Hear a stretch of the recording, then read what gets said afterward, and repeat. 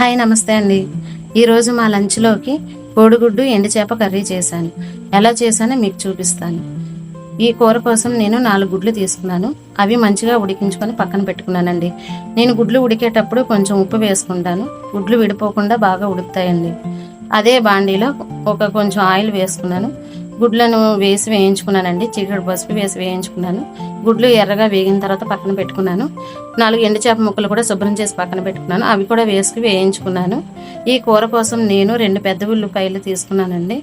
అవి కూడా తరిగి వేయించుకున్నాను. అలాగే 2 పచ్చిమిర్చి కూడా వేసాను, వేయించుకున్నాను.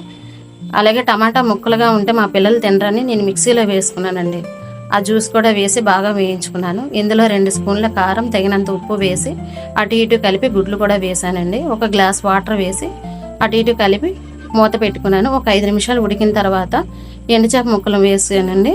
అది కూడా 2-3 నిమిషాలు ఉడికిన తర్వాత నేను స్టవ్ ఆపేసానండి. కొంచెం కొత్తిమీర వేసుకున్నాను. ఇదే స్టైల్లో మీరు కూడా చేసుకుంటే కూర చాలా బాగుంటుంది. అలాగే తొందరగా అయిపోయిద్దండి. మీరు ఎక్కడికైనా వెళ్ళాలనుకుంటే, తొందరగా కూర చేసుకోవాలనుకుంటే ఇలా చేసుకోండి, చాలా బాగుంటుంది. అలాగే మా వారికి, మా పిల్లలకు కూడా ఈ కూర అంటే చాలా ఇష్టం అండి. నా ఛానల్ని సబ్స్క్రైబ్ చేసుకోండి. అలాగే లైక్ చేయండి, కామెంట్ చేయండి, షేర్ చేయండి. థ్యాంక్ యూ అండి.